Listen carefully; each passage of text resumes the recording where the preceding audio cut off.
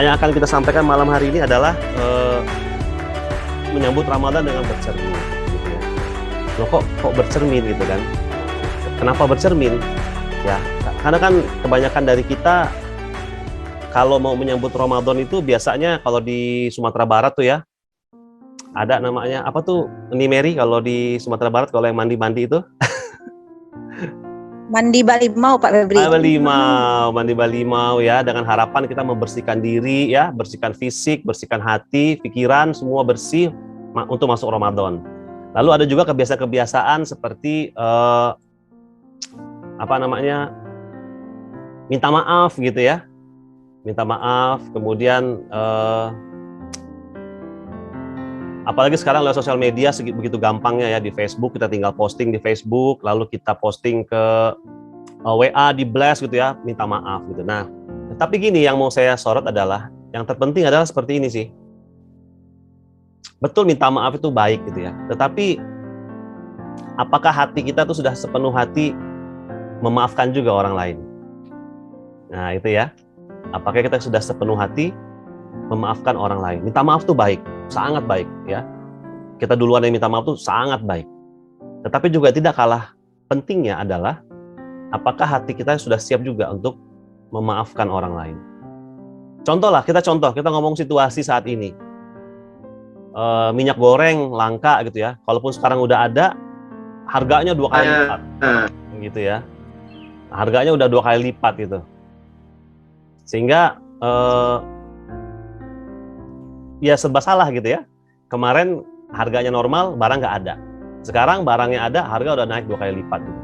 Kadang-kadang tuh kita suka nggak sadar gitu, kita melontarkan kata-kata misalnya, ini kenapa ya, pemerintah kok nggak becus ya ngurusin, nah gitu-gitu ya. Kenapa ya kok, apa nggak ada gitu orang pinter di Indonesia yang bisa ngurusin, nah gitu-gitu ya. Katanya produsen sawit terbesar di dunia, tapi kok minyak goreng aja langka, gitu-gitu ya. Nah seperti itu Bapak Ibu semua, kecenderungannya kita selama ini gitu. Karena apa? Karena memang dari kecil juga kita memang sudah dilatih,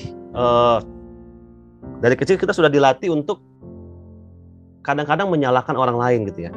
Contoh gini misalnya, anak kecil lagi latihan jalan, lalu tiba-tiba dia mungkin keselandung tangga, jatuh gitu ya, terus nangis. Nah kadang-kadang orang tuanya tuh ya untuk menenangkan si anak, dia bilang udah nggak apa-apa, ih dasar tangga ini nakal ya, dasar tangga nakal. Udah nih papa pukul tangganya nih, dasar tangga nakal gitu ya. Kita tuh kayak gitu ya cenderungnya. Nah dari kecil aja kita sudah dalam tanda petik dilatih untuk mencari kambing hitam gitu. Menyalahkan orang lain, menyalahkan situasi, menyalahkan kondisi. Padahal apa salahnya tangga? Orang anak yang lagi latihan jalan kok gitu ya. Tapi tangga disalahin. Nah, ini tanpa sadar nih terus turun-temurun gitu ya, terlatih. Malah jangan-jangan mungkin saat ini kita juga sedang menurunkan itu tanpa sadar ke keturunan kita. Ya, mencari kambing hitam gitu ya, menyalah-nyalahkan. Pokoknya yang salah tuh di luar kita gitu. Kitanya nggak salah. Jangan-jangan seperti itu. Ya, sehingga saya mau sama-sama mengajak Bapak dan Ibu semua untuk kita bermuhasabah diri gitu ya. Betul sih, sangat baik untuk kita minta maaf terlebih dahulu. Tapi apakah hati kita ini udah siap untuk juga memaafkan orang lain, memaafkan situasi, memaafkan kondisi, ya, tidak lagi menyalah-nyalahkan situasi dan kondisi. Kenapa sekarang hidupnya nggak mudah ya, karena saya di PHK gara-gara COVID, gara-gara pemerintah ini, gara-gara pemerintah itu, gara-gara harus PCR dan lain-lain. Pokoknya banyak deh ya yang kita bisa salahkan. Nah, kita siap nggak? Ya, kira-kira itu yang mau kita bahas malam hari ini. Nah,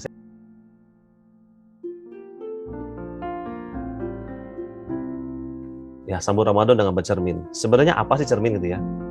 Kita semua tuh suka sama cermin. Kita semua tahu cermin.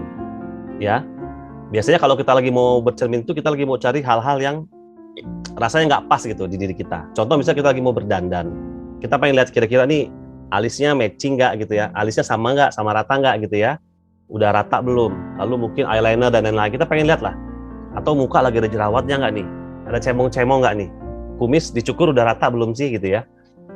Itu tuh gunanya saat kita bercermin kan, untuk mencari hal-hal yang nggak pas, hal-hal yang belum tepat ya di diri kita. Jadi kita bercermin, ya. Nah, berarti kan cermin itu untuk mencari hal-hal yang nggak enak, hal-hal yang nggak baik.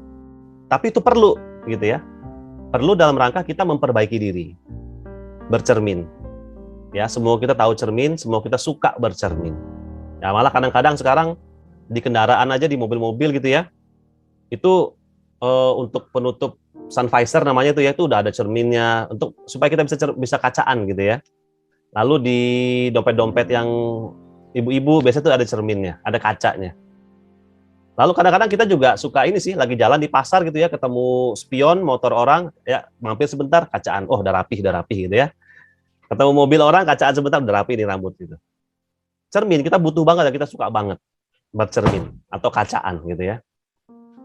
Nah Bapak Ibu semua, sama gitu di kehidupan ini. Sesungguhnya setiap kejadian, setiap persoalan, setiap hal-hal yang tidak nyaman yang terjadi dalam hidup kita, sejatinya itu adalah cermin kehidupan.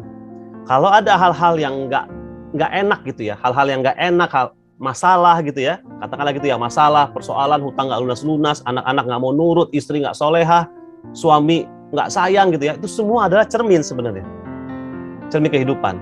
Karena apa? Karena setiap hal yang terjadi dalam hidup kita, kalau itu tidak nyaman, berarti itu terjadi karena ada dosa kita di masa lalu. Hal-hal yang terjadi, ketidaknyamanan dalam hidup, yang Allah tunjukkan kepada kita, itu semua terjadi karena dosa kita di masa lalu. Ya, jadi Allah tunjukkan tuh gitu. Ya apa tujuannya? Banyak ya, untuk kita bercermin. Gitu Bapak Ibu ya. Jadi sebenarnya baik gitu. Karena kalau hal itu ditunjukkan di dunia, ya berarti masih ada kesempatan untuk kita memperbaiki diri. Masih ada kesempatan buat kita untuk bertaubat. Tapi kalau ditunjukin nanti di akhirat udah nggak ada kesempatan lagi.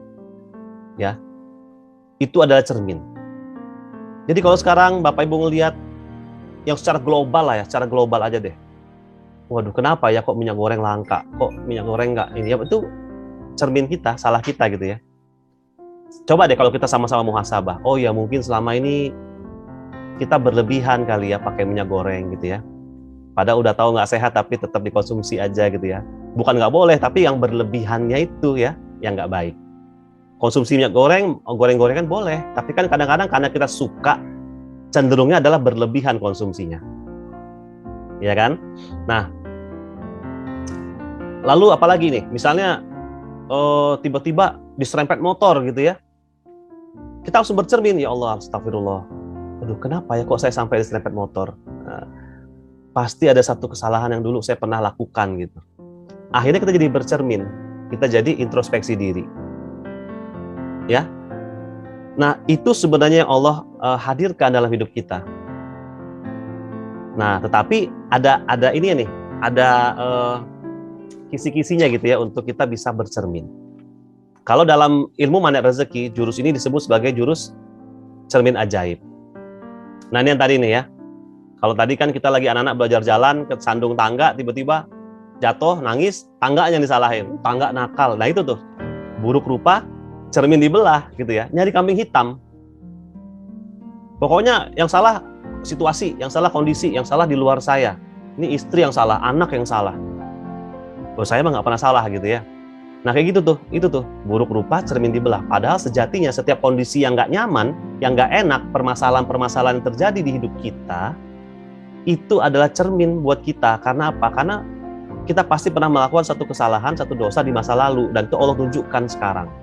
Tujuannya supaya kita bercermin, kita sadari kesalahan itu dan kita minta ampun sama Allah, gitu loh. Ya. Nah, di Manet Rezeki itu disebut sebagai cermin ajaib nih. Cermin ajaib. Gimana caranya supaya kita bisa menjadikan peristiwa dalam kehidupan itu sebagai sebuah cermin ajaib? Pertama, mental kita harus siap bercermin. Ya. Kalau nggak siap bercermin, itu yang terjadi tadi tuh seperti gambar ini. Ya. Kalau kita mentalnya nggak siap bercermin, kayak gini nih, buruk rupa cermin dibelah. Nggak siap bercermin gitu ya, nggak siap gitu terima. Ternyata alis saya panjang sebelah gitu ya. Oh ternyata bibir saya naik sebelah. Ternyata gigi saya maju. Ternyata gitu ya, nggak siap bercermin. Akhirnya cermin dibelah gitu ya. Jadi pertama mentalnya harus siap bercermin. Harus ya menyadari betul bahwa setiap peristiwa tidak nyaman yang Allah sajikan di hadapan kita saat ini, yang Allah sajikan di dalam kehidupan kita sekarang, itu sejatinya karena dosa kita di masa lalu. Ini dulu nih mental siap bercerminnya. Ya. Ini mental siap bercerminnya. Lalu harus tahu kalau itu cerminnya tadi itu. Oh, diserempet orang gitu ya. Wah, ini cermin nih gitu. Ini cermin nih. Saya pasti pernah berbuat sesuatu yang gak nyaman, mungkin juga tanpa sadar dulu pernah nyerempet orang. Ini cermin nih gitu. Harus tahu kalau itu cermin. Jadi, oh kejadian itu adalah cermin buat saya. Oh, minyak goreng langka ini adalah cermin buat saya. Oh, kemarin Ibu Megawati ada statement seperti itu cermin buat saya. Ya, karena lagi viral, saya kebetulan dari siang nontonin gitu ya, baca. Tapi kan, nah itu, kita jangan sibuk sama orangnya ya. Peristiwanya itu kita jadikan sebagai cermin.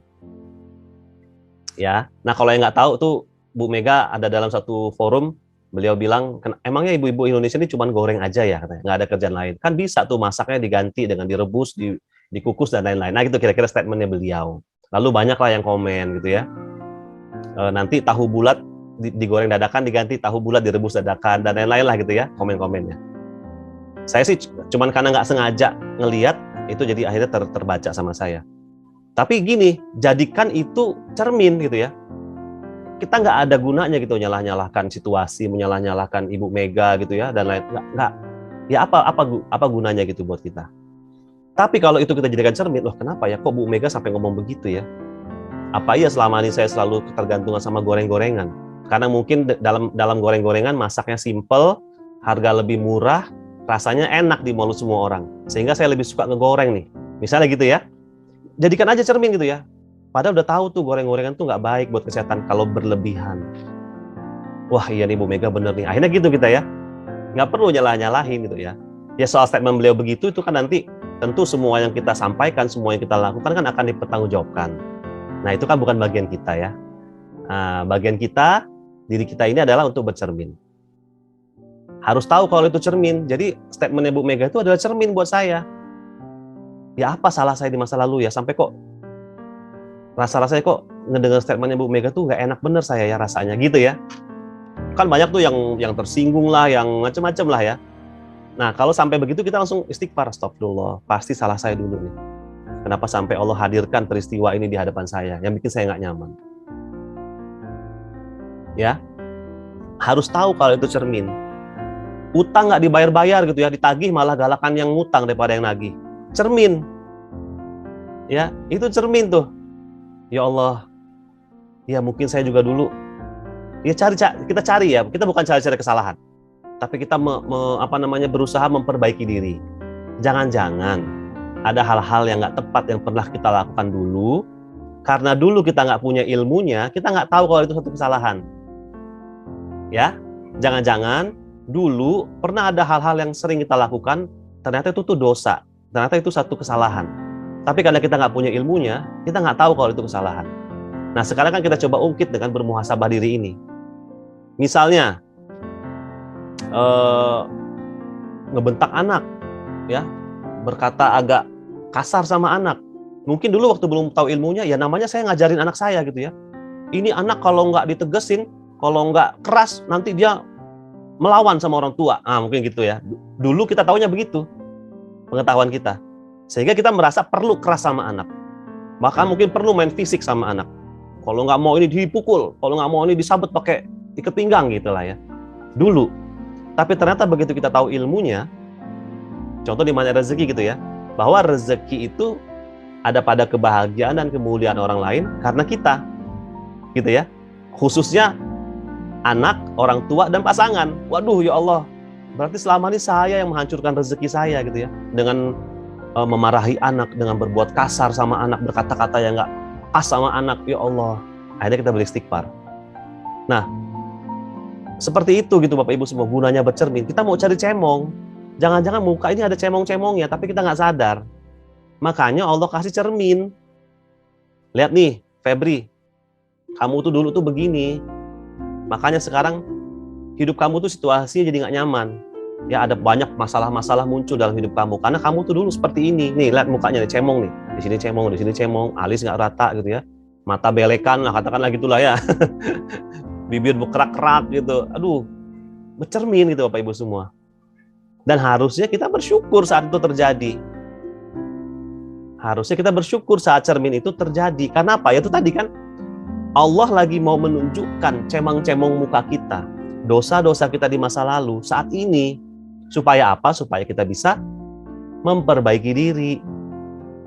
Minta ampun sama Allah. Kalau kesalahan masa lalu itu terkait dengan orang lain, langsung minta maaf sama orangnya. Ya. Jadi Bapak Ibu semua dalam menghadapi cermin ajaib ini, pertama mentalnya harus siap bercermin. Jangan sampai nanti Allah tunjukkan situasi misalnya kita nagih utang gitu ya sama tetangga, malah lebih galakan dia dari kita gitu ya. Langsung marah juga. Oh, nggak bisa ini. Ya. Dia dulu waktu ngutang mintanya melas-melas, sekarang ditagih kayak gini. Nah, akhirnya kita, itu mental nggak siap bercermin. Ya Bapak Ibu ya. Mentalnya harus siap bercermin. Ya kalau pas tiba-tiba galakan yang ngutang, kita langsung astagfirullah. Ya Allah, iya dulu juga saya gitu ya sama anak-anak, sama istri, galakan saya daripada dia. Padahal mas saya yang salah. Astagfirullah ya Allah. Akhirnya kita langsung cepat-cepat memperbaiki diri ya. Datangin istri gitu ya. Maafin abang ya dek. Dulu abang kok kasar banget sama kamu gitu. Karena diingatkan dengan situasi waktu kita nagih utang. Situasi waktu kita nagih utang, galakan yang ditagih gitu ya. Itu kan situasi yang kita lihat ya. Situasinya itu mengingatkan kita akan dosa kita di masa lalu. Kalau mentalnya siap bercermin. Nah, ini ya ditegaskan Bapak Ibu ya. Situasinya itu, peristiwanya itu, persoalannya itu akan bisa mengingatkan kita akan kesalahan-kesalahan kita, akan dosa kita di masa lalu, kalau mental kita itu adalah mental yang siap bercermin. Tapi kalau mental kita nggak siap bercermin, ya itu tadi, buruk rupa cermin dibelah. Wow, nggak bisa kok galakan yang ngutang daripada yang nagih utang. Nah gitu, itu tuh mental yang nggak siap bercermin. Dibelah cerminnya. Nggak ada cermin-cermin ajaib gitu ya. Pokoknya ini tersinggung nih gitu. Nah ya akhirnya nanti nggak dapat hikmahnya. Ya, padahal kan dari setiap kejadian itu ada hikmah yang Allah mau kasih buat kita. Ada titipan hikmah dari setiap peristiwa yang terjadi dalam hidup kita. Hikmahnya inilah rezekinya, Bapak Ibu. Kalau mental kita nggak siap bercermin, ya nggak dapat rezekinya. Ya, jadi kita mentalnya harus siap bercermin dan kita harus tahu kalau itu cermin. Oh, ada kejadian nggak nyaman, cermin. Oh, nauzubillah ya, rumah kebakaran, itu cermin. Ya. Tiba-tiba lagi jalan di atas trotoar diserempet motor. Jalan di atas trotoar diserempet motor. Cermin gitu ya. Ini cermin nih gitu. Lalu kita cepat-cepat bersyukur saat cermin itu terjadi. Ya Allah, alhamdulillah ya Allah, Engkau masih mengingatkan hamba saat hamba masih ada di dunia. Jadi kita punya waktu untuk minta ampun sama Allah, untuk memperbaiki diri. Langsung perbaiki diri. Nah, saat kita sudah siap bercermin, itulah saat keajaiban datang menghampiri. Itulah saat rezeki datang menghampiri. Nah, Bapak Ibu semua, dalam konteks memasuki Ramadan, tentu kita kepingin banget kan ibadah-ibadah, riadoh-riadoh yang nanti kita hendak lakukan di bulan Ramadan, itu maksimal gitu. Ya, maksimal. Maksimal itu yang bagaimana? Yang kita tuh rasanya enteng banget melakukannya. Rasanya kok bangun malam, tahajud, enteng aja gitu ya. Tiba-tiba kebangun aja. Puasa seharian, tetap bekerja, kok kayaknya enteng aja. Nggak ada rasa haus, nggak ada rasa letih gitu. Enteng aja. Habis berbuka langsung maghriban tuh nggak lama langsung tarawih dan lain-lain, kok enteng aja. Rasanya kok nyaman aja gitu ya. Tahu-tahu udah 30 hari Ramadannya. Nggak kerasa. Rasanya kok mudah aja, semuanya enteng. Nah, kita kan kepingin yang seperti itu. Benar ya Bapak Ibu ya? Kita kepingin yang seperti itu. Rasanya kok enteng aja. Segalanya itu dimudahkan sama Allah. Ya. Puasa seharian, padahal mungkin panas terik, cuaca panas, tapi kok enak aja gitu, nggak berasa capek, nggak berasa letih. Malamnya masih sanggup bangun lebih awal untuk qiyamul lail, lalu sahur gitu ya. Enteng aja. Paginya ikut lagi kuliah subuh ya, sampai syuruk, habis syuruk mandi, siap-siap aktivitas, enteng aja. Nah, kita kepingin yang seperti itu. Gimana caranya? Ya, salah satunya adalah dengan bercermin ini. Karena dengan bercermin ini, kita tuh melepaskan, apa bahasanya ya, melepaskan ada satu beban gitu di diri kita, yang memberatkan kita sebenarnya. Coba Bapak Ibu pikir. Ya, kita sibuk nih mikirin, mana minyak goreng langka, gimana nanti mau masak, nanti anak-anak makan apa, kayak gitu-gitu ya. Kan itu satu beban yang memberatkan, sehingga akhirnya kita tuh kayaknya nggak lapang gitu dalam menjalani hidup. Nah, itu kita lepasin dengan bercermin ini, Bapak Ibu semua. Kemudian juga mungkin nanti kalau memang kita kepingin meminta maaf ya sama teman-teman, sama keluarga terdekat, orang tua, pasangan, anak, menjelang Ramadan, hati kita itu emang bener-bener, ya Allah, saya pastilah, nggak mungkin lah saya nggak ada kesalahan nih sama orang tua saya, ya Allah. Tapi saat ini saya kok nggak ingat, ya Allah, kesalahan-kesalahannya apa. Ya Allah, mudah-mudahan niat saya ini tersampaikan, ya Allah, saya mau minta maaf sama orang tua saya. Kalau misalnya mungkin masih hidup ya kedua orang tuanya. Nah, itu kan akan lebih apa ya, dorongan minta maafnya, semangatnya itu kan lebih luar biasa, Bapak Ibu semua. Ya, energinya juga pasti akan sampai tuh ke orang tua kita, kepada orang yang kita minta maafnya itu. Keseriusan minta maaf gitu ya, ketulusan hati kita meminta maaf.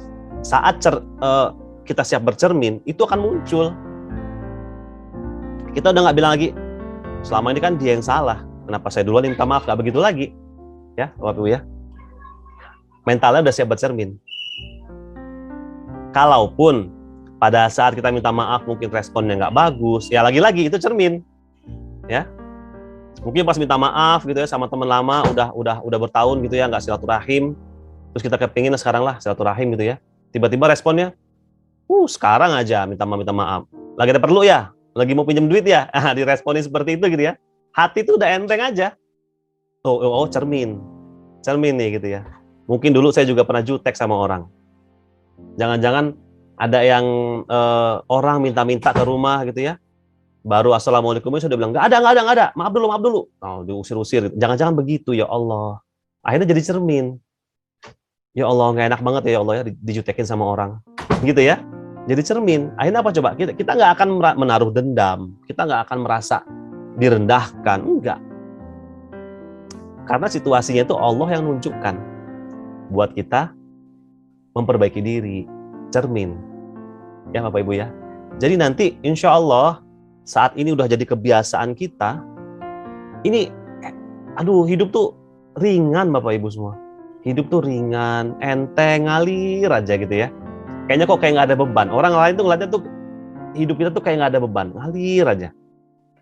Karena apa ya? Memang kita lepaskan bebannya, ya nggak ada beban. Karena kita jadikan setiap situasi nggak nyaman itu adalah cermin. Allah lagi kasih cermin ngeliatin cemong-cemong muka saya. Masa saya marah, gitu ya? Yang ada kan habis bercermin langsung, wah cemong-cemong nih, gitu ya, Bapak Ibu ya. Jadi itu tuh cermin ajaib.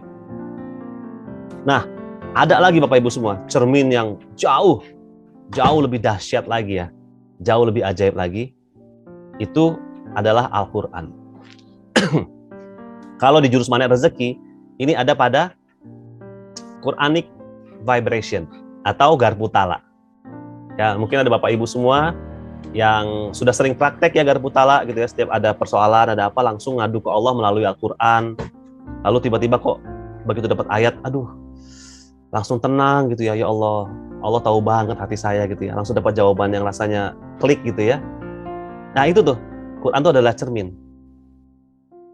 Nah tapi juga Bapak Ibu semua, kalau mungkin Bapak Ibu sering gitu ya garpu tala, atau yang mungkin belum pernah garpu tala, kadang-kadang kita dapat ayatnya gini, orang-orang yang musyrik, orang-orang kafir adalah gitu ya. Sedangkan kan di ilmu garpu tala kalau ada kata-kata kamu, dia, kalian, semua diganti dengan saya. Jadi kalau pas buka Quran, tiba-tiba dapat ayatnya, kalian adalah orang-orang yang kafir gitu ya. Berarti kan diganti, saya adalah orang kafir. Nah, kalau mental kita nggak siap bercermin, dapat ayat dibilangin kafir, nggak terima gitu ya. Mentalnya nggak siap bercermin. Begitu Al-Quran bilang, saya adalah orang kafir. Masa saya kafir? Ya gitu-gitu ya. Padahal kan kafir itu kan bukan hanya keluar dari Islam gitu ya, tetapi juga mungkin ada mental kafir, mentalnya ya dalam diri kita gitu ya. Tidak harus kita menjadi orang yang kafir. Mungkin kalau kita bercermin lalu kita bermuhasabah diri, kita kan jadi mikir, ya Allah, saya kafirnya di mana ya Allah gitu ya. Wah iya, jangan-jangan ya itu ya. Sekarang ini situasi umat muslim lagi nggak nyaman, tapi saya kayaknya tenang-tenang aja gitu ya. Ngedengar berita Rohingya saya biasa aja, ngedengar berita Palestina saya biasa aja, ngedengar ada kemarin gempa di Pasaman saya biasa-biasa aja, nggak tergerak untuk ngebantu. Ya Allah, apa bedanya mental saya ini dengan mental orang kafir? Kan gitu ya. Kita akhirnya bercermin, ya Allah, astagfirullah, astagfirullah ya Allah. Akhirnya kita bersyukur, ditunjukkan cermin sama Allah, dibilangin Allah kafir gitu ya. Ternyata mental kita ini yang seperti orang kafir, nggak pedulian. Jangan kan ngomong sama yang non muslim ya, sama sesama muslim aja kita mungkin rasa pedulinya kurang, rasa ibahnya kurang. Jangan begitu. Sehingga Allah tunjukkan cermin melalui Al-Qur'an dari ayat Garputala yang kita dapat tadi. Nah, gitu. Ya, kalau mentalnya siap bercermin saat lakukan Garputala, insya Allah ketemu jawabannya Bapak Ibu semua. Yang jadi persoalan, yang ngerasa kok ayatnya nggak tepat, kok begini gitu ya. Nah, itu karena mental kita belum siap bercermin. Ya, mental kita belum siap bercermin. Saya sering tuh dulu di awal-awal tuh, ya Garputala, tiba-tiba ya tuh ayatnya itu orang kafir lah, kisahnya kaum Nabi Lut, astagfirullah. Saya ya Allah, kok dikasih kisah kaum Nabi Lut gitu ya. Ya Allah, saya salah. Ya gitu. Tapi ya udah gitu. Kita langsung istighfar, langsung muhasabah diri, ya Allah. Apakah saya punya dalam hati saya ada mental seperti kaum Nabi Lut gitu, mentalnya gitu ya. Kan mentalnya itu kan ya itu ya, nggak peduli sama orang lain, nggak peduli sama moral gitu ya. Jangan-jangan saya begitu dah gitu. Jadi jangan langsung, mana ada saya ini kan orangnya normal, bukan kaum Nabi Lut gitu ya. Saya nggak suka sama sesama jenis. Nggak melulu harus begitu. Kalau kita sudah mentalnya siap bercermin, kita akan cari, dapat gitu hikmahnya. Ya Allah, iya. Itu ya, mungkin saya selama ini kurang peka. Moralnya itu, gitu ya. Kita jadi bercermin terus. Akhirnya larut dalam istighfar, Bapak Ibu semua. Kita larut dalam taubat. Ya Allah. Dan akhirnya kita bersyukur sama Allah ditunjukkan cermin itu. Ya, nggak mungkin Quran salah, Bapak Ibu semua. Kalau hati kita tuh tepat gitu ya, siap bercermin gitu ya, insya Allah pasti tunjukkan jawabannya gitu. Ya karena waktu sebelum dibuka, waktu kita pegang aja, itu ya Al-Quran udah tahu mau buka halaman berapa, ayat berapa, surat apa gitu ya. Allah udah tetapkan gitu loh. Ya udah ketetapan Allah gitu. Cuma mungkin mental kita yang selama ini mungkin belum siap bercermin. Al-Quran Bapak Ibu semua. Ya. Bukankah Al-Quran itu adalah imam bagi kita? Kalau imam berarti kan diikuti, iya kan? Ya, dan jadi seperti itu. Ya tentu memang metode Garputala, metode Quranic Vibration itu adalah metode awal dalam rangka kita ini mendekat dengan Quran gitu ya. Membiasakan diri pegang Quran, membiasakan diri membaca Quran, membiasakan diri tadabbur Quran. Karena kan nanti lama-lama kan kebiasaan dikit-dikit Quran gitu bahasanya ya. Akhirnya kita terbiasa dekat sama Quran. Kayaknya kok nggak biasa kalau jauh-jauh dari Quran. Nah gitu kira-kira Bapak Ibu ya. Jadi Al-Quran itu cermin yang paling ajaib. Jadi kalau Bapak Ibu semua selama ini lagi latihan ya, melakukan Garputala, belum begitu paham, nggak apa-apa, nggak perlu dipahami kok. Yang perlu Anda lakukan adalah mempersiapkan mental.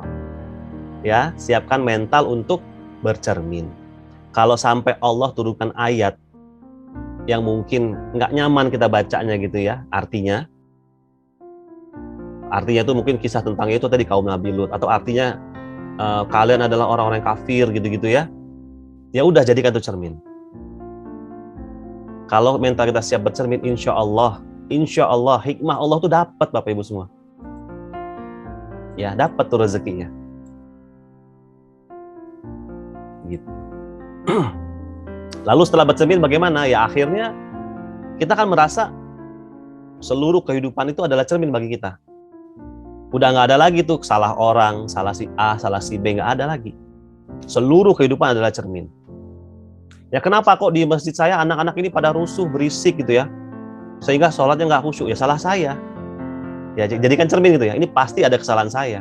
Mungkin selama ini saya kurang care sama anak-anak yang rajin ke masjid, didiemin aja gitu ya.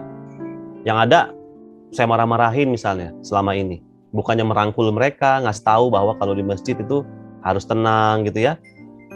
Kita nggak begitu, kita malah menghakimi anak-anak, marah-marah gitu. Sehingga akhirnya ya itu kejadian di masjid, masjid jadi ramai sama anak-anak, tapi ramainya mereka yang main-main gitu. Ya udah jangan menyalahkan anak-anak ya, salahkan diri sendiri. Jadikan itu cermin. Ya Allah, pasti salah saya nih, kenapa anak-anak ini kok berisik di masjid gitu. Ya. Ya gimana bukan salah kita Bapak Ibu semua? Lebih banyak mana dosa anak-anak apa dosa kita? Ya lebih banyak dosa kita kan? Malah anak-anak kalau yang belum balik belum ada dosa. Terus tiba-tiba kita marahin, kita soalin gitu ya. Kalian ini berisik di masjid. Orang mau sholat nggak bisa khusyuk gitu. Padahal mereka lebih suci dari kita kalau ngomongin dosa ya. Bukankah itu jadinya salah kita? Ya, hanya memarahi tapi tidak mau merangkul, tidak mau memberikan kasih sayang. Padahal sudah bagus loh anak-anak mau ke masjid gitu ya. Tinggal memang kelapangan hati kita untuk merangkul mereka. Contoh, ini contoh Bapak Ibu semua. Ya, jadi mungkin kondisinya nggak nyaman. Kita tuh kepengennya di masjid tuh kan tenang ya. Kalau bisa lah sambil zikir tuh tenang, hening gitu ya. Tiba-tiba anak-anak rusuh, berisik, lari-larian, jerit-jeritan, ada yang nangis, ada yang berantem gitu ya. Terus terganggulah konsentrasi kita. Langsung cepat-cepat istighfar, astagfirullahaladzim. Cermin gitu ya. Ini cermin dari Allah. Apa dosanya? Yaitu cari tahu. Larutkan diri dalam muhasabah diri. Kita muhasabah terus. Ya Allah, pasti salah saya nih ya Allah. Istighfar dulu aja, minta ampun sama Allah. Nanti insya Allah Allah kasih hikmahnya. Ya. Saat kita mau bercermin, itu adalah momentum rezeki datang. Oh, ini sangat penting. Itu adalah momentum rezeki datang. Saat kita mau bercermin, itu adalah momentum rezeki datang. Dalam konteks rezeki, mungkin harta gitu ya, atau kesehatan, lain-lain lah dalam konteks rezeki. Yaitu, saat hati kita mau bercermin, itu adalah momentum rezeki datang. Jadi kayak tadi ya, misalnya contoh di masjid, lagi mau zikir ya, lagi pengen khusyuk, tiba-tiba anak-anak ribut, tapi hati kita mau bercermin, astagfirullahaladzim ya Allah, ini pasti salah saya nih, kok anak-anak sampai ribut-ribut di masjid gitu ya. Hati kita siap bercermin. Insya Allah itu adalah momentum rezeki datang. Ya, lalu setelah bercermin, kita akan terbiasa untuk mengatakan apalagi yang harus saya perbaiki dalam hidup. Karena kan kita terus-terusan bercermin, terus-terusan kacaan gitu ya bahasanya ya. Kita terus-terusan kacaan, terus-terusan memperbaiki. Ya kalau dalam konteks make up gitu ya, kan dikit-dikit kacaan, dikit-dikit kacaan. Ada kaca di tas, ada kaca di dompet, ada kaca di macam-macam kan. Kenapa? Memastikan make up kita tuh nggak luntur, make up kita tuh tetap rata, ya make upnya tidak cemong-cemong gitu. Nah, kalau kita udah biasa bercermin seperti itu juga di dalam kehidupan, insya Allah ya ini akan kita terus katakan, apalagi ya yang harus saya perbaiki dalam hidup. Sama halnya seperti kalau kaum wanita, dikit-dikit buka kaca, cermin. Apalagi yang mesti diperbaiki ya? Oh, lipstick agak luntur. Oh, eyeshadow agak luntur karena keringat. Oh, bedak di sini agak ini nih, nggak rata nih karena keringat. Nah gitu ya, kan dikit-dikit buka kaca, dikit-dikit buka kaca. Dalam kehidupan juga itu bisa kita praktekkan. Dikit-dikit bercermin, dikit-dikit bercermin. Apalagi ya Allah yang saya bisa perbaiki dalam hidup. Gitu. Setelah itu, ya tinggal tunggu keajaiban dari Allah datang. Apa keajaibannya? Banyak banget Bapak Ibu semua. Keajaiban yang paling besar ya, yang akan kita dapatkan saat bercermin, itu adalah hikmah. Kita ketemu hikmah. Kenapa Allah tunjukkan situasi anak-anak berisik di masjid? Tiba-tiba ketemu hikmahnya, ya Allah, saya juga selama ini sama anak-anak saya sendiri galak gitu ya. Nyuruh sholat tuh pakai mukul dan lain-lain. Akhirnya ya gitu ya. Akhirnya mungkin kita jadi ketemu hikmah, ya Allah. Pulang ke rumah, ketemu anak dipeluk, maafin mama ya nak, selama ini mama galak ya, misalnya gitu-gitu ya. Kan akhirnya kan jadi tersambung lagi hubungannya, jadi harmonis lagi gitu. Dan itu rezeki yang luar biasa. Enteng, lepas satu persoalan. Ya, lepas satu, jadi enteng. Setelah itu kita tinggal tunggu keajaiban datang. Ya Bapak Ibu, sebenarnya memang kajian cermin ajaib ini sangat dekat dengan kisahnya Nabi Adam Bapak Ibu ya. Mungkin saya kalau boleh sedikit mengutarakanlah kisahnya gitu ya. Saya nggak masukkan sih di dalam slide. Kan Nabi Adam itu waktu diusir dari surga, Bapak Ibu semua. Kalau setan waktu diusir dari surga, dia nyalain Nabi Adam. Ini gara-gara Adam nih. Gara-gara Adam nih gua keluar dari surga. Dia kan senior di surga ya kan, duluan masuk surga gitu ya. Tiba-tiba waktu penciptaan Nabi Adam, terusir dia. Dia nyalahin Adam. Ini gara-gara Adam. Ini gara-gara Adam. Saya terusir dari surga, gara-gara Adam. Tapi begitu Nabi Adam terusir dari surga, Nabi Adam nggak bilang, ini gara-gara lu nih, dasar setan. Nggak begitu. Ini gara-gara iblis nih, menghasut kami. Akhirnya terlempar dari surga, dasar setan. Nggak begitu. Nabi Adam malah langsung memperbaiki diri. Ya, langsung beristighfar. Rabbana dzalamna anfusana wa illam taghfir lana wa tarhamna lanakunanna minal khasirin. Sesungguhnya hamba yang menzalimi diri hamba sendiri. Iya kan Bapak Ibu semua? Nabi Adam nggak nyala-nyalain iblis. Dikeluarkan dari, padahal kan memang kalau kita ikutin ceritanya kan gara-gara hasutan iblis. Sehingga akhirnya Nabi Adam dan Siti Hawa memakan buah khuldi. Karena hasutan iblis. Kan boleh-boleh aja gitu ya. Ada apa namanya? Ada asbabnya gitu. Boleh gitu nyalain setan. Karena emang secara kejadian ya itu gara-gara setan gitu ya. Tapi Nabi Adam nggak mau begitu. Nabi Adam langsung bercermin. Wah, ini cermin. Langsung Rabbana dzalamna. Iya, saya yang menzalimi diri saya sendiri. Nabi Adam langsung bercermin.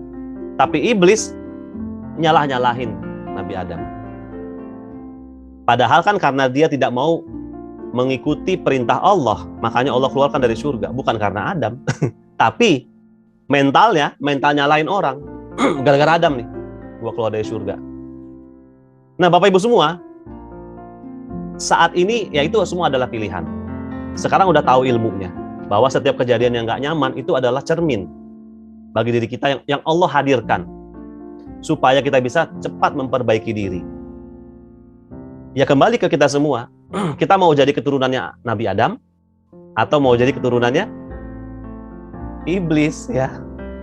Kalau keturunan iblis itu selalu cari kambing hitam, buruk rupa, cermin dibelah.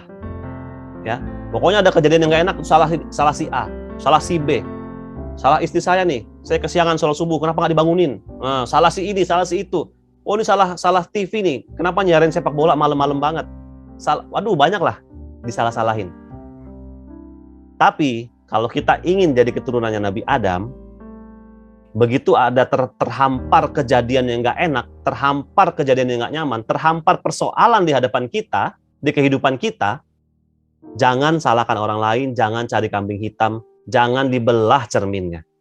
Tapi langsung beristighfar, langsung muhasabah diri, perbaiki diri. Rabbana dzalamna anfusana. Ya Allah, hamba zalim, ya Allah terhadap diri hamba sendiri. Nggak usah nunjuk-nunjuk sana sini gitu ya, Bapak Ibu ya. Ini nih hakikatnya bercermin. Kalau udah begini, bukankah hidup kita nyaman? Tenang Bapak Ibu semua, nggak ada yang salah-salahin. Situasi, kondisi, nggak ada yang salah. Semua itu cuman skenario Allah, yang Allah bikin sedemikian rupa, supaya kita itu menyadari dosa-dosa kita di masa lalu. Dan cepat-cepatlah kita bertaubat dan memperbaiki diri. Itu aja kok. Semua itu hanya skenario yang Allah bikin buat kita. Contoh kita udah jalan di atas trotoar, masih juga keserempet motor. Berarti kan motornya yang salah. Trotoar kan tempat pejalan kaki. Kenapa motor naik trotoar? Kita punya hak dalam tanda petik gitu ya, untuk nyala-nyalain itu si motor. Dasar motor, udah tahu di trotoar masih jalan nyerempet orang pula gitu-gitu ya. Punya hak kita. Tapi kalau kita sadar bahwa itu hanyalah skenario yang Allah bikin, supaya kita bercermin, udah nggak ada marah-marah lagi Bapak Ibu semua. Ya, masa mau marah sama Allah? Ya, bukankah kita semua percaya bahwa setiap skenario Allah itu adalah yang terbaik? Takdir Allah itu udah pasti yang terbaik buat kita. Sudah pasti yang terbaik buat kita. Cuma mungkin saat ini kita belum bisa melihat dari sisi mana ya baiknya. Nah, itulah gunanya bercermin, supaya bisa nanti dapat hikmahnya. Takdir baik apa yang Allah mau kasih buat kita. Begitu Bapak Ibu semua. Tapi kalau mentalnya bukan mental yang siap bercermin, nggak dapat hikmahnya, nggak dapat rezekinya. Ya. Jadi insya Allah Insya Allah Bapak Ibu semua malam hari ini bisa Allah bukakan hati, pikiran kita, Allah lapangkan jalan kita ya untuk bisa memegang erat gitu ya ilmu ini, bahwa setiap kejadian yang tidak enak dalam hidup kita itu semata-mata hanya cermin, semata-mata akibat dosa dan perbuatan kita di masa lalu. Ya, bukan karena orang lain, bukan karena situasi kondisi, tapi murni karena salah kita sendiri. Jadi kita layaknya meminta maaf dan cepat-cepat memperbaiki diri. Insya Allah Allah mudahkan kita. Ya Bapak Ibu semua. Dan insya Allah juga Allah izinkan kita jadi keturunannya Nabi Adam. Ya, kita jadi keturunan Nabi Adam, bukan keturunan iblis yang nyari kambing hitam, tapi keturunan Nabi Adam yang terus memperbaiki diri. Oke Bapak Ibu semua, mungkin itu yang saya bisa sampaikan malam hari ini. Saya mohon maaf banget. Mohon maaf kalau ada kata-kata saya kurang berkenan, hal-hal yang kurang berkenan. Contoh-contoh yang saya sampaikan itu tidak menunjuk orang-orang, enggak. Itu hanya contoh saja yang saya mau sampaikan. Kadang-kadang juga contoh itu muncul dari kehidupan saya sendiri, gitu ya. Jadi saya mohon maaf kalau ada yang mungkin nggak berkenan, ada yang kata-kata saya yang nggak tepat.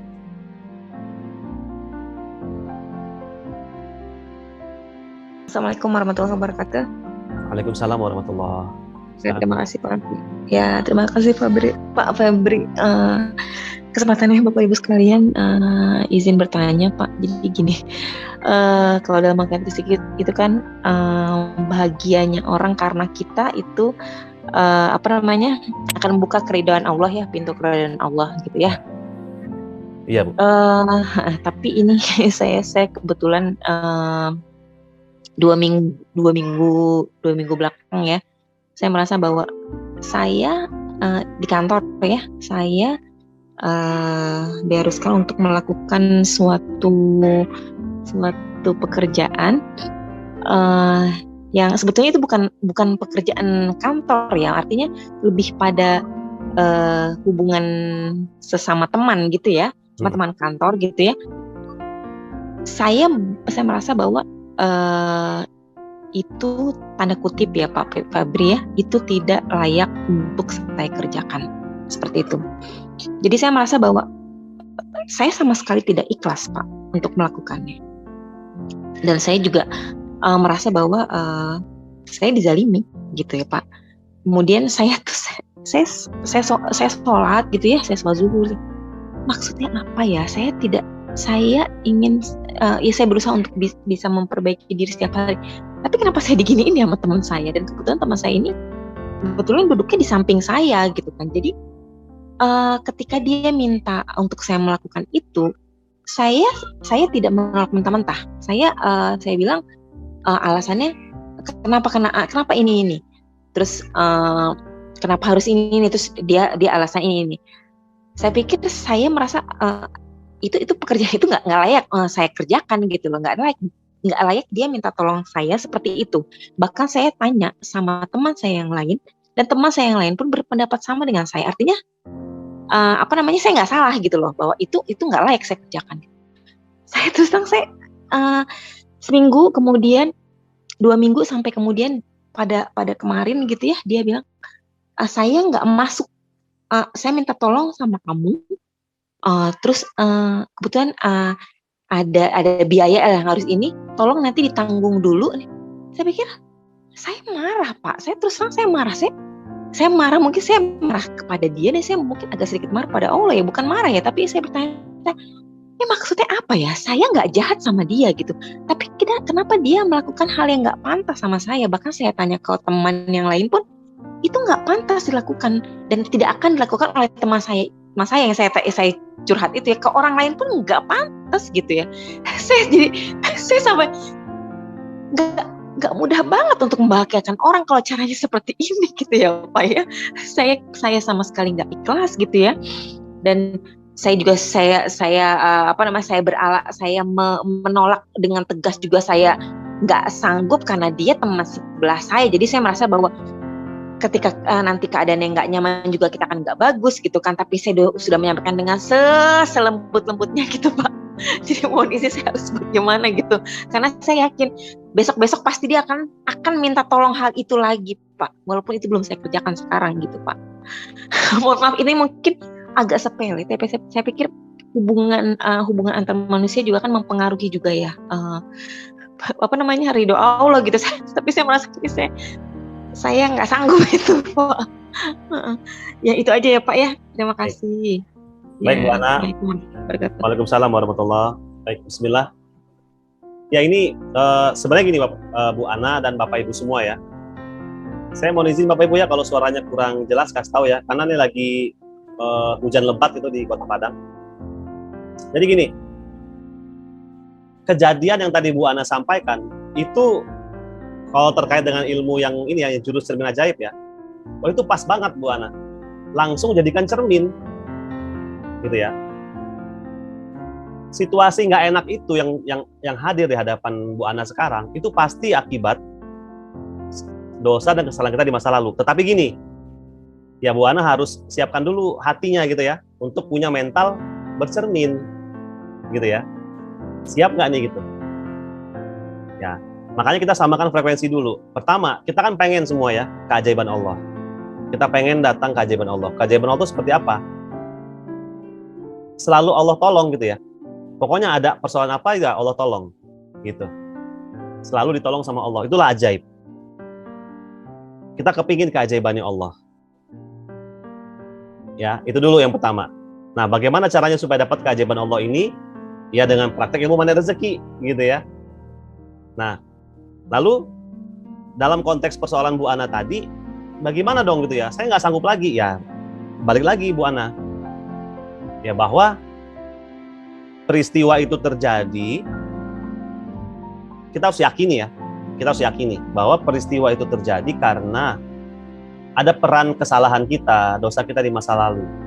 Sehingga akhirnya Allah izinkan kejadian yang nggak enak ini sekarang terjadi sama kita.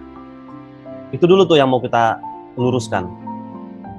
Ya, kejadiannya seperti apa, siapa yang melakukan, di mana kasusnya, itu nggak penting jadinya. Karena itu hanya semata-mata skenario Allah buat kita. Ya, yang perlu kita luruskan adalah kita harus meyakini bahwa setiap kejadian gak nyaman yang terhampar dalam kehidupan kita saat ini itu karena ada peran dosa dan kesalahan kita di masa lalu, gitu. Ini dulu nih yang kita tegaskan dalam hati kita supaya kita punya mental bercermin. Soal nanti si A yang melakukan ya, perantaranya kejadiannya di kantor, si A yang melakukan teman baik atau ya itu hanya skenario Allah buat kita. Itu hanya skenario Allah buat kita supaya kita ini mau bercermin. Ya, Bapak Ibu. Jadi kalau Bu Ana masih ngerasa, aduh saya kok nggak sanggup, saya nggak ini, ya nggak apa-apa gitu ya. Tapi rezeki Allahnya jadi mungkin nggak mudah dapetinnya gitu ya. Karena kita nggak mau bercermin, gitu ya. Dan kalau misalnya ini adalah ujian dari Allah dan kita nggak lulus ujian, bukankah nanti akan akan ada ujian lagi gitu ya, sampai lulus gitu loh. Nanti mungkin akan ada peristiwa-peristiwa yang kondisinya mirip, situasinya mirip, berulang gitu di masa depan. Karena kita nggak lulus yang ini. Saya pribadi sering banget tuh. Contoh misalnya persoalan dengan istri, dengan anak gitu ya. Kalau kita nggak lulus tuh ya, itu nanti akan terjadi lagi. Misalnya tahun depan kejadian lagi, situasinya mirip, kondisinya mirip, kejadiannya mirip, kejadian lagi. Lalu kita nggak lolos nih, misalnya kita marah-marah gitu ya, kita nggak terima. Nanti kejadian lagi, mungkin yang berikutnya bukan sama istri, mungkin berikutnya sama siapa, teman kantor dan lain-lain, sampai akhirnya kita lulus ujiannya. Gimana cara lulus ujiannya? Ya punya mental bercermin. Ya Allah, teman saya nggak salah ya Allah. Ya, teman saya nggak salah, situasinya nggak salah. Ini pasti karena akibat peran dosa dan kesalahan saya di masa lalu. Ini dulu nih yang terus diazamkan dalam hati. Ya, tapi Pak nggak mudah. Ya betul sih, memang nggak mudah ya. Tapi bukan berarti nggak mungkin. Ya, dan kata-kata perasaan nggak mudah itu muncul karena kita belum terbiasa, belum bisa praktek gitu maksudnya. Coba deh, Coba deh buat Bu Ana dan buat kita semua ya, buat saya juga pribadi nih. Coba deh kita semua pelan-pelan ya dengerin audio Money Rezeki lalu praktekkan. Pelan-pelan aja praktekkan satu ya, membahagiakan muliakan orang lain, merawat terumbu karang. Praktekkan lagi. Oh, ada kejadian nggak enak berarti itu bungkus permen gitu ya. Paradox of candy. Praktekkan lagi. Ada kondisi nggak enak, kejadian nggak enak, oh ini cermin ajaib dari Allah. Allah mau kasih rezeki. Ya. Allah mau memperbaiki hidup saya dengan cara saya dikasih cermin. Bener nggak? Allah mau memperbaiki hidup kita. Allah lihat nih, hidup kita tuh penuh cemong-cemong gitu. Ya. Alis nggak rata, lipstick nggak rata, bedak udah cair-cair karena keringat. Allah tahu tuh. Tapi kita nggak tahu, makanya Allah kasih cermin. Nih, Feb, kamu bercermin, hidup kamu tuh cemong-cemong. Cermin, lihat kacaan deh gitu ya. Ayo pas kacaan, ya Allah iya ya, ternyata gitu ya. Jadi harus kita bersyukur sama Allah atas dihadirkannya kejadian itu sebagai cermin buat kita. Sekali lagi ya, jadi seharusnya kita bersyukur pada Allah atas dihadirkannya kejadian yang tidak mengenakan itu sebagai cermin buat kita. Jadi temennya Bu Ana tuh nggak salah, kejadiannya juga nggak salah, karena itu hanya semata-mata skenario Allah. Jadi temennya Bu Ana itu cuma dipakai oleh Allah ya sebagai bagian dari skenario-nya Allah untuk menjadikan peristiwa itu sebagai cermin buat kita. Persoalannya ada di mana? Ada di kita. Kitanya mau terima nggak? Peristiwa ini adalah cermin kehidupan kita. Kita mau terima nggak? Itu persoalannya. Bukan skenarionya gitu ya, bukan siapa orangnya, siapa yang menyakiti kita, kejadiannya begini. Itu akhirnya itu akan tidak penting lagi. Yang penting adalah respon kita.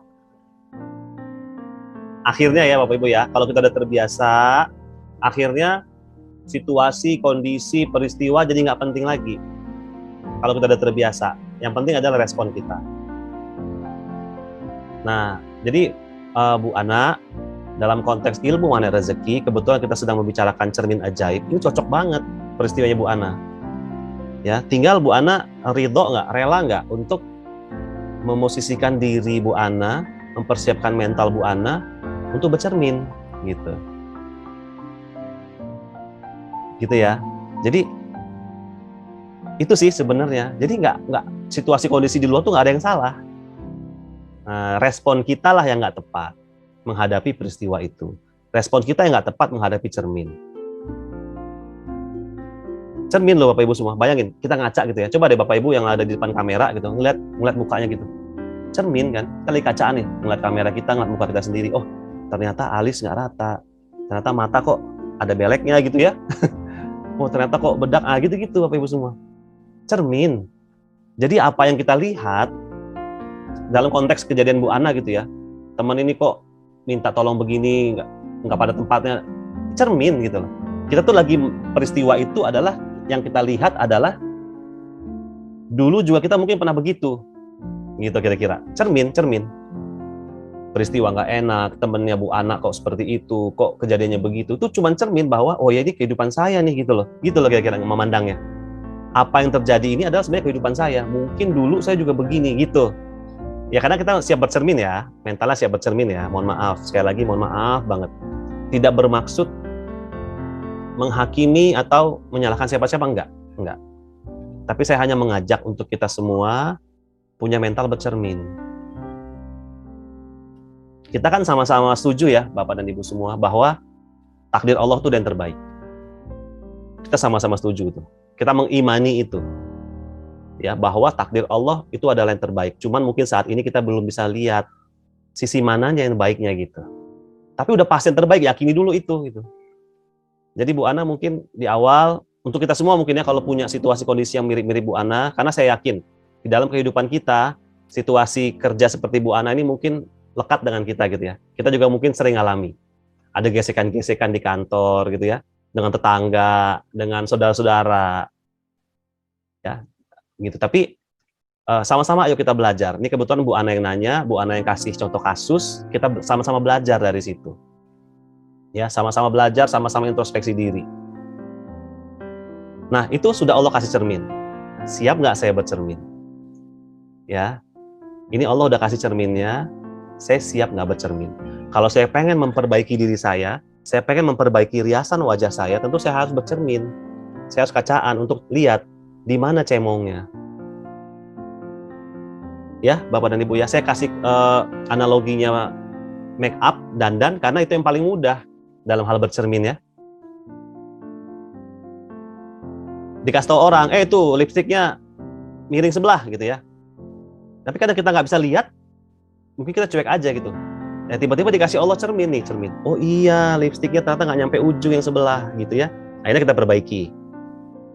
Kita bisa memperbaiki kalau kita bercermin. Benar ya Bapak Ibu ya? Kita baru bisa memperbaiki cemong-cemong di wajah kita, tidak ratanya make up kita, kalau kita bercermin. Benar ya Bapak Ibu ya? Sampai sini ya. Kita baru bisa memperbaiki cemong-cemong dalam wajah kita, tidak ratanya make up kita, kalau kita bercermin. Nah, hidup kita ini penuh cemong-cemong Bapak Ibu semua. Ibaratnya make up, hidup kita nih make upnya nggak rata gitu. Bedaknya udah kemana-mana gitu ya, eyeshadow kemana, lipstick yang atas warna merah, bawah warna hitam, udah nggak rata banget dah pokoknya hidup kita ini gitu ya. Allah kasih cermin supaya kita beresin tuh hidup kita gitu loh. Allah kasih cermin supaya kita perbaiki hidup kita. Yang cemong-cemong tadi diperbaiki, yang warnanya nggak sama disamain, yang bedaknya udah nggak rata didempul lagi gitu ya, yang alisnya mungkin kurang rata diratain lagi, sehingga akhirnya kita terlihat cantik, kita terlihat bagus, kita terlihat enak gitu di mata orang. Orang memandang kita tuh nyaman. Gitu ya Bapak Ibu ya. Jadi peristiwanya itu hadir sebagai cermin. Allah lagi mau memperbaiki cemong-cemong dalam hidup kita. Persoalannya adalah kita mau bercermin nggak gitu. Kita siap nggak terima bahwa ternyata dandanan kita itu udah nggak bagus lagi.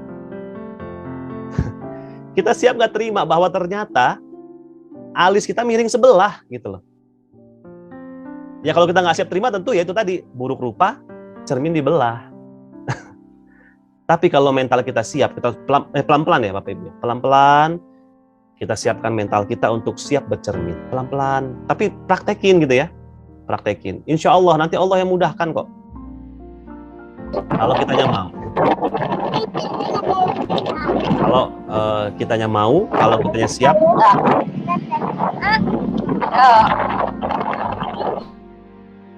Ya nanti insya Allah Allah yang mudahkan.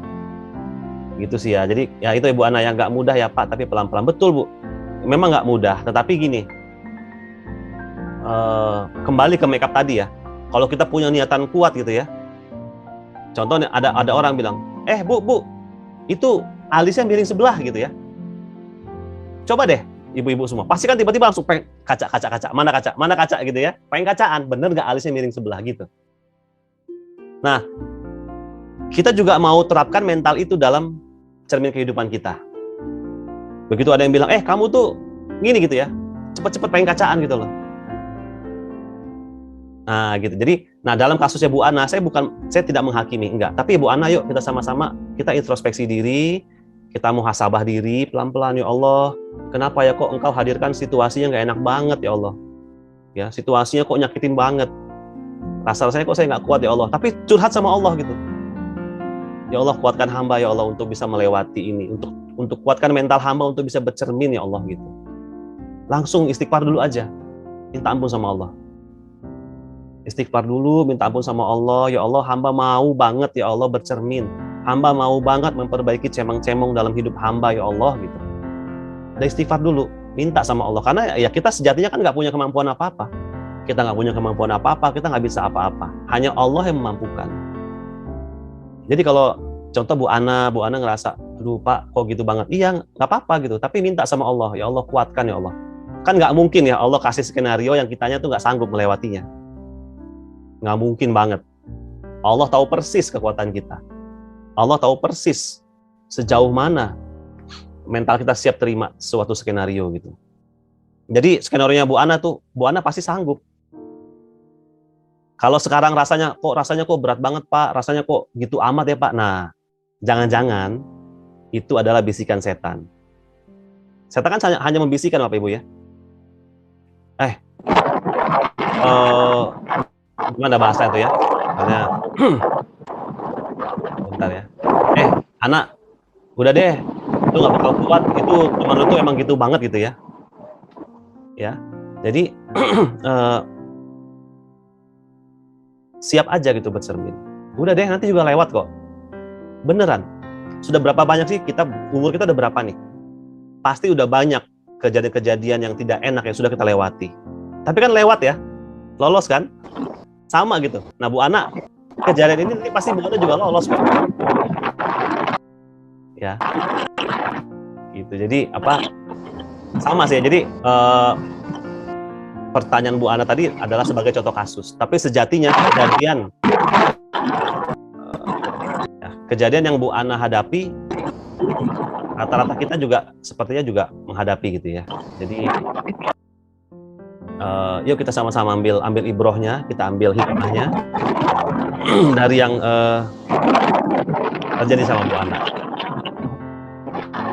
Ke Pak Triyono ya. Assalamualaikum, izin bertanya Pak, bagaimana pola memahami ayat yang kita dapat saat Garpu Tala dengan masalah yang kita hadapi? Oke, ini pertanyaannya Pak Triyono terkait dengan Garpu Tala gitu ya. Memang ya Pak, kalau kita ngomongin Garpu Tala, memang sebenarnya ada bahasan tersendiri ya Pak Triyono ya. Memang agak, karena dia ada ketentuan-ketentuannya gitu. Tetapi secara singkatnya aja terkait dengan cermin ini, yaitu, jadi Bapak saat Garpu Tala, hatinya itu udah siap bercermin gitu, bahwa nanti ayat yang akan muncul itu pasti cermin dari diri kita. Siapin dulu tuh mentalnya gitu ya, Pak Triyono ya. Siapin dulu mentalnya. Gitu. Jadi sehingga nanti gini, pemahaman tuh Allah yang kasih gitu. Saat mental kita udah siap bercermin, Allah yang kasih pemahamannya. Nah, cuma mungkin memang di awal mungkin kita baru-baru praktek gitu, kita nggak pengen ada bahasa Bapak tadi cocok logi gitu ya, kita nggak pengen ada mencocok-cocokkan. Ya mungkin bisa di awal konsultasi dengan beberapa certified trainer gitu ya, bagaimana sih kita memahami ayat Garpu Tala kita gitu ya, untuk mungkin bisa dibimbing di awal. Tetapi sesungguhnya Pak Nas meramu ilmu manek rezeki ini adalah supaya kita nggak ketergantungan sama orang. Kita tuh praktek sendiri gitu ya. Nah, tapi mungkin nggak apa-apa di awal, kayak seperti sekarang ini kita lagi sama-sama nih, kita sama-sama belajar, sama-sama kepingin istiqomah gitu ya, mempraktekkan ilmu manek rezeki. Nah, jadi Pak Triyono dalam konteks cermin ajaib, Bapak siapin dulu gitu hatinya. Ya Allah, apapun yang keluar, hamba siap terima ya Allah. Hamba siap terima sebagai cermin gitu. Ya, dari persoalan yang Bapak adukan kepada Allah tadi melalui Garpu Tala. Jadi pertama mentalnya siap bercermin dulu. Ya, jadi insya Allah nanti Allah yang kasih pemahaman tuh Pak, nggak akan ada cocok-logi gitu ya. Malah mungkin nanti langsung kayak, jadi gini, kenapa namanya Garpu Tala? Ini kan kalau ada dua Garpu Tala seperti ini ya, dengan frekuensi yang sama, kalau kita menggetarkan Garpu Tala yang ini, ting gitu ya, ini bergetar, ada Garpu Tala di sini yang nggak ada hubungan sama sekali, tapi dia ada merambat kekuatannya, sehingga yang ini jadi bergetar juga. Nah, jadi sama bergetar. Padahal dua Garpu Tala ini nggak saling nyambung. Tapi karena dia frekuensinya sama, akhirnya frekuensinya merambat dan menggetarkan Garpu Tala yang sama frekuensinya. Nah, dalam hal praktek Garpu Tala, kita tuh kepingin menggetarkan hati kita dengan getaran Al-Quran. Karena vibrasinya Quran, energinya Al-Quran itu luar biasa Bapak Ibu semua. Energinya Al-Quran itu luar biasa. Dan dia bisa menggetarkan kita. Pernah nggak Bapak Ibu semua? Misalnya gini, kita nggak sengaja gitu ya pergi ke satu masjid, sholat jamaah di sana. Lalu tiba-tiba pas ngedengerin Al-Fatihah, kok rasanya kok syahdu banget gitu Al-Fatihahnya. Ya Allah, sampai nangis kadang-kadang gitu ya. Pernah nggak sih ada kejadian seperti itu? Pada ayatnya sama, suratnya sama Al-Fatihah. Kita juga baca di rumah. Tapi kok pada momen itu kita tersentuh, malah sampai nangis dengerin Al-Fatihahnya. Ya mungkin ya ada apa? Yang ngebacainnya itu mungkin suaranya bagus ya, tartilnya bagus.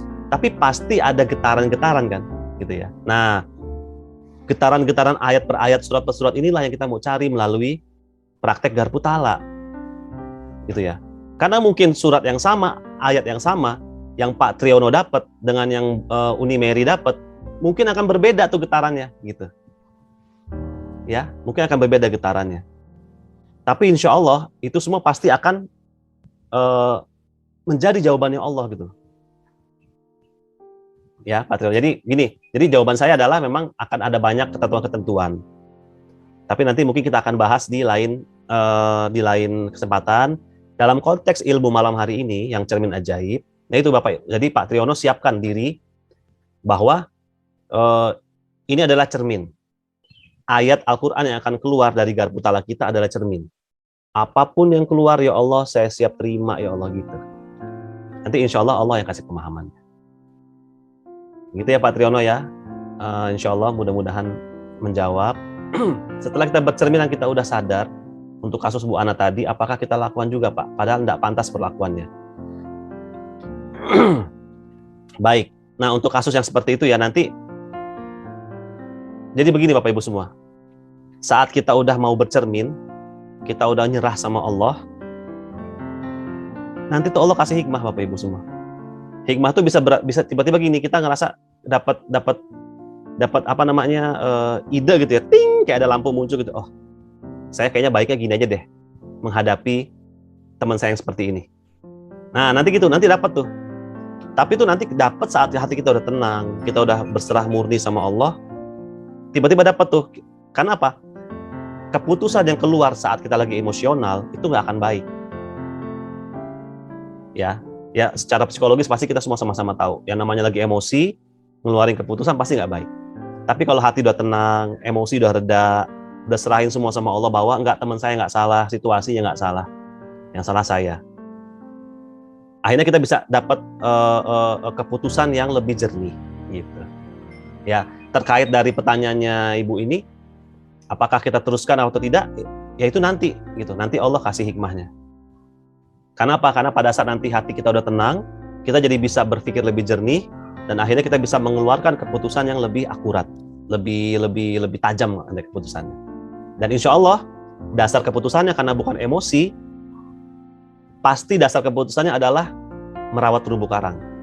Ya, dalam rangka merawat terumbu karang. Gitu ya Bapak Ibu ya. Jadi nanti ya, case per case tentu akan berbeda. Tapi kira-kira alurnya akan seperti itu.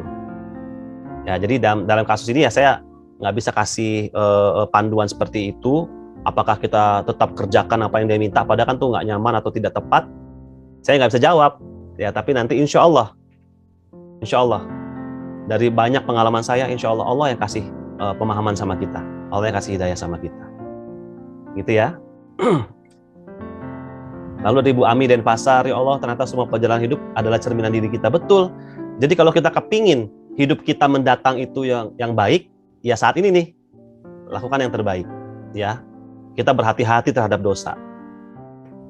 Kita rawat terumbu karang gitu ya. Sehingga insya Allah ke depannya nggak banyak lagi nih kejadian-kejadian yang tidak nyaman, yang Allah hamparkan kepada kita. Kejadian sekarang yang nggak nyaman, itu kan akibat peran kesalahan dan dosa kita di masa lalu. Ya, jadi kalau kepingin masa depannya lebih nyaman, ya hari ini kita jangan buat dosa gitu kira-kira. Ya lebih tepatnya berhati-hati terhadap dosa. Kita udah tahu ilmunya, rawat terumbu karang, paradox of candy gitu ya. Tidak mudah mencari kambing hitam. Akhirnya kan kita dalam hidup lebih berhati-hati. Nggak mudah nyalahin orang, nggak nunjuk-nunjuk. Nagih utang sama orang, yang ditagih utang lebih galak, kitanya biasa aja. Ya akhirnya kan lebih nyaman hidupnya. Gitu ya.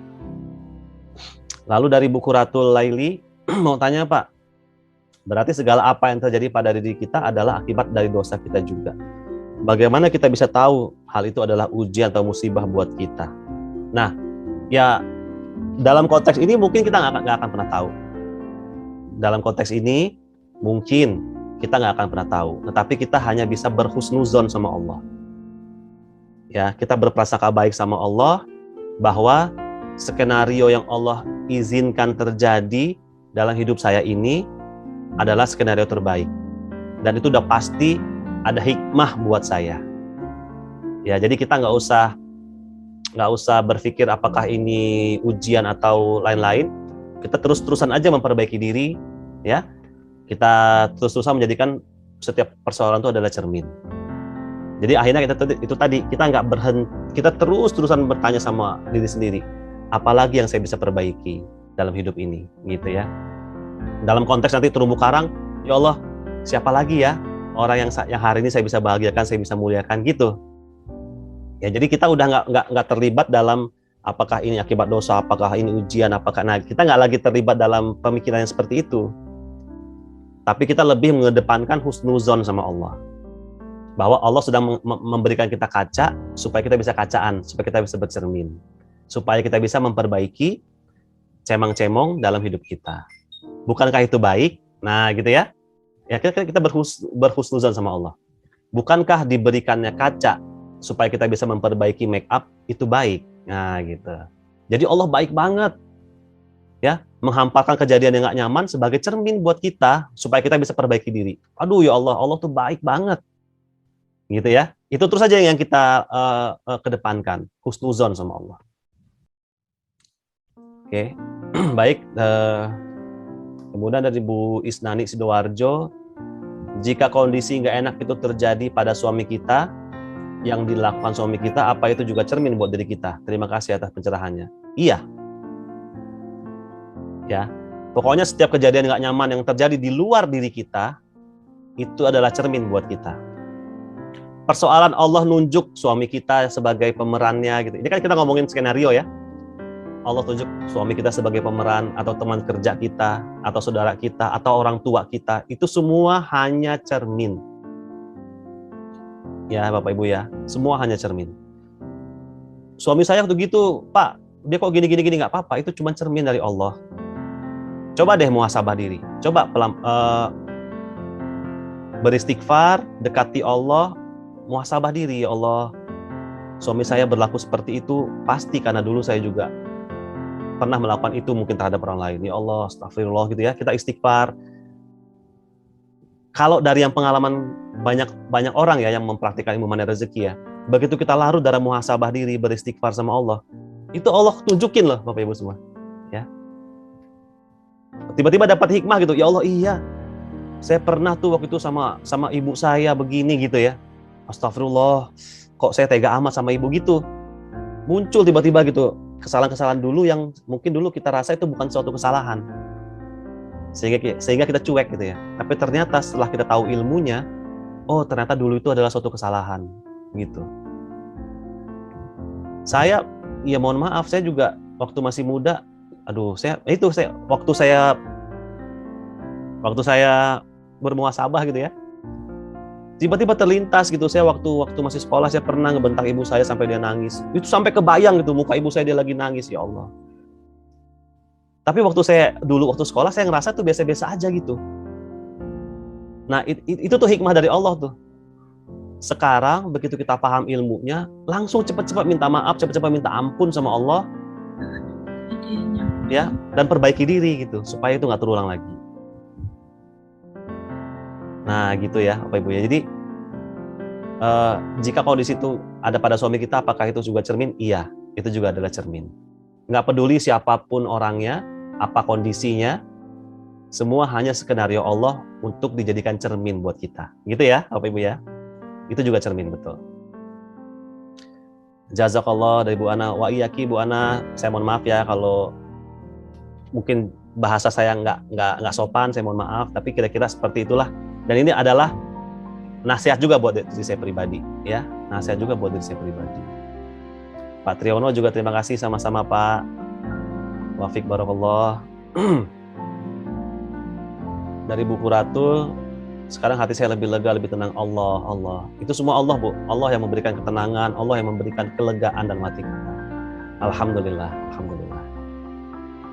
Dari Bu Sumiati, Pak mau tanya, jika dalam kehidupan kita memperbaiki diri, kok tiba-tiba ada kejadian yang kurang nyaman, jadi kepingin marah? Iya, cermin gitu ya. Dan bolehlah kita anggap juga sebagai ujian. Karena kan kita lagi belajar ya Bu ya. Kita lagi belajar, mau memperbaiki diri ya, mau hijrah. Ya namanya orang belajar pasti kan ada ujiannya. Ujian itu dalam hal gini, benar nggak nih? Belajarnya benar nggak? Jangan-jangan mau belajar ilmu MR karenanya ini nih, ya kan? Mungkin supaya dilihat orang dapat sertifikat, supaya udah pernah belajar MR. Mungkin supaya nambah komunitas, karena saya pengen jualan misalnya, mohon maaf Bang. Apakah jangan-jangan seperti itu niatan awal kita belajar ilmu MR? Sehingga akhirnya Allah kasih cermin gitu kan. Bahasanya Allah itu gini, ya dapat untung dari jualan masuk komunitas MR tuh iya betul itu ada rezeki. Tapi sebenarnya waktu kita ketemu dengan ilmu MR itu adalah rizqul akbar gitu loh, rezeki yang besar banget, yang sebenarnya jualan itu kecil banget, sayang gitu kalau kita fokusnya hanya pada jualannya. Tapi begitu kita fokus pada ilmu MR-nya dan fokus memperbaiki dirinya, itu rezeki yang luar biasa gitu. Jangan-jangan itu yang Allah mau sampaikan buat sama kita. Nah, akan akhirnya kan kita terus memperbaiki diri, kita terus bermuhasabah diri, gitu ya. Jadi ya bisa jadi ini adalah ujian karena kita lagi belajar, nyambung nggak ilmunya, prakteknya sungguh-sungguh nggak gitu ya. Lalu istiqomah nggak kita prakteknya, ya Bapak Ibu ya. Kenapa? Karena ilmu mana rezeki ini ilmu Allah. Pak Nas tuh cuma meramu aja, ya. Pak Nas cuma meramu dari berbagai sumber diramu sehingga akhirnya bisa dibikin jurus-jurus yang simple, yang bahasanya ringan, yang mudah dipraktekkan untuk kita semua gitu. Jadi sejatinya ilmu mana rezeki ini adalah ilmunya Allah, gitu ya. Jadi nggak apa-apa gitu ya, hadapi persoalan yang nggak nyaman tadi sebagai cermin, ya. Oh itu cermin dari Allah, karena kita udah belajar. Nah sekarang praktekin yuk gitu ya.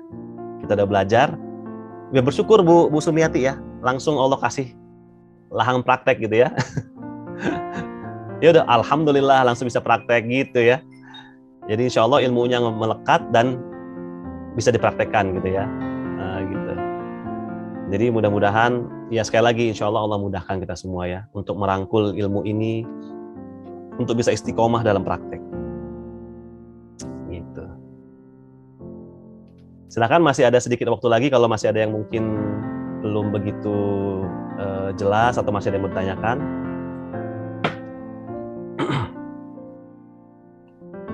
Jadi gitu ya Bapak Ibu ya, siapkan dulu ya. Jadi setelah ini sama-sama saya juga kita siapin mental kita ya untuk bisa bercermin. Jangan sampai nanti begitu kacaan buruk rupa cermin dibelah. Jangan sampai begitu. Kita siapin mental kita untuk siap bercermin. Minta sama Allah, ya Allah mudahkan ya Allah. Lapangkan ya Allah, hamba mau bercermin ya Allah. Gitu ya. Itu yang udah paling tepat insya Allah. Oke baik, karena sudah menjelang juga pukul 10, insya Allah bahasan kita malam hari ini bisa melekat dan kita dimudahkan oleh Allah untuk bisa praktek. Ya kalau yang nanti langsung dapat skenario Allah minta praktek cermin ajaib, langsung ingat ya ilmunya ya. Ini hanya cermin gitu ya. Kejadian ini hanya cermin. Orangnya siapa, kejadiannya apa, di mana itu udah nggak penting lagi. Itu semua cuma skenario yang Allah bikin supaya kita bisa bercermin. Nah, yang paling penting adalah respon kita. Kita punya mental siap bercermin. Nah, itulah kira-kira kesimpulan kita pada malam hari ini. Insya Allah mudah-mudahan setelah kita bisa bercermin, lalu kita mulai memasuki Ramadan, rasanya lebih enteng. Rasanya lebih enteng, lebih enak gitu ya. Kita bisa lebih menikmati ibadah-ibadah yang akan kita lakukan. Kita bisa terus-menerus Allah kasih hikmah gitu ya dari setiap kejadian. Sehingga akhirnya tujuan mendapatkan ampunan setelah Ramadan selesai itu bisa Allah ridhoi terjadi sama kita. Kita bisa Allah kasih ampunan setelah Ramadan selesai. Insya Allah. Amin, amin ya rabbal alamin.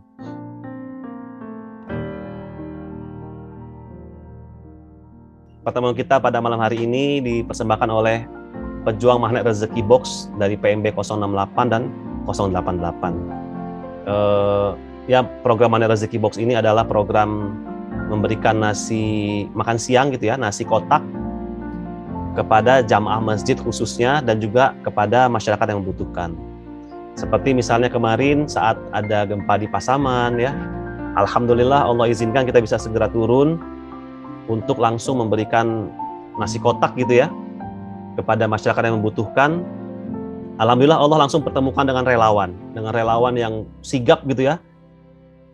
Relawannya sigap masuk ke tempat-tempat terpencil, karena kan tuh mungkin Bapak Ibu semua pernah dengar ada kejadian kemarin Menteri Sosial datang tiba-tiba ada protes, oh masa itu aja dikasih kita enggak gitu-gitu ya.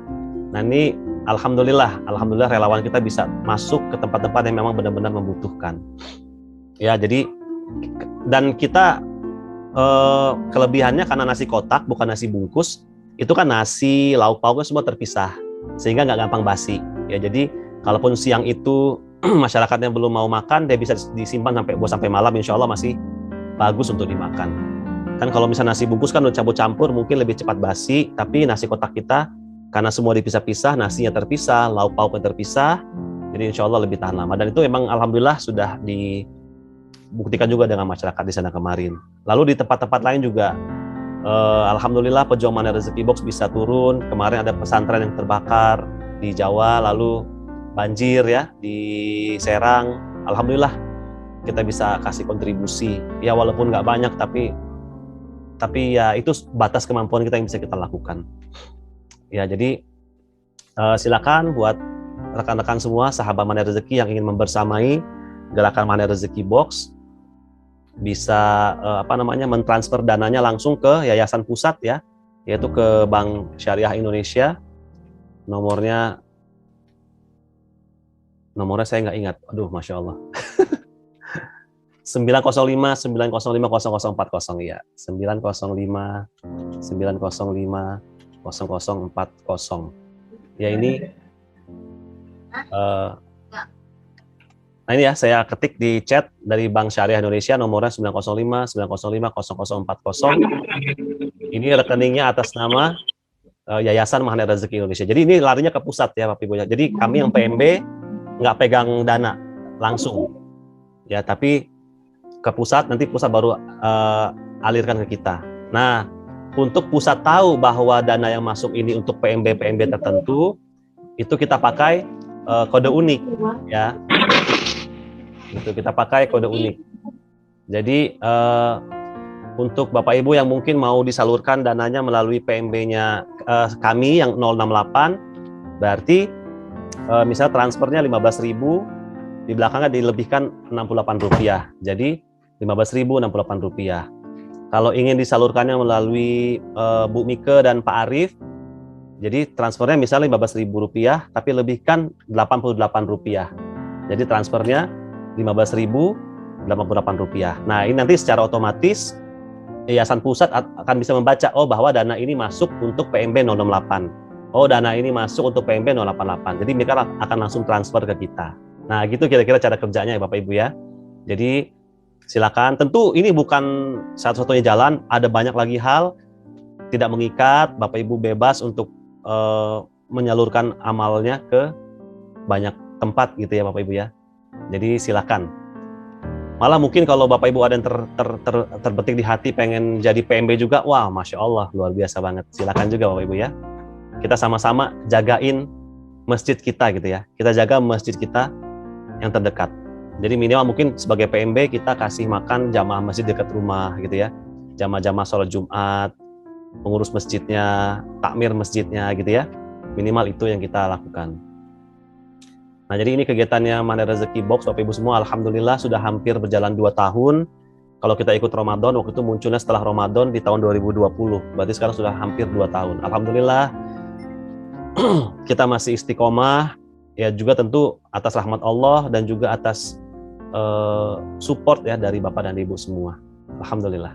Demikian Bapak dan Ibu semua, pertemuan kita pada malam hari ini. Sekali lagi, kalau ada hal-hal yang baik, itu semua datang dari Allah. Kalau ada hal-hal yang nggak baik, kata-kata yang kurang berkenan, saya minta ampun, semua itu murni karena kesalahan saya. Nah, mari sama-sama kita tutup majelis kita Bapak Ibu semua dengan mengucap istighfar 3 kali. Astaghfirullahaladzim, astaghfirullahaladzim, astaghfirullahaladzim. Subhanakallahumma wa bihamdika asyhadu an la ilaha illa anta astaghfiruka wa atubu ilaik. Terima kasih atas perhatian Bapak Ibu semua. Insya Allah kita ketemu lagi di kajian PMB 08 dan 088 pekan depan. Semoga Allah mudahkan insya Allah. Ya, terima kasih. Billahi taufiq wal hidayah. Assalamualaikum warahmatullahi wabarakatuh.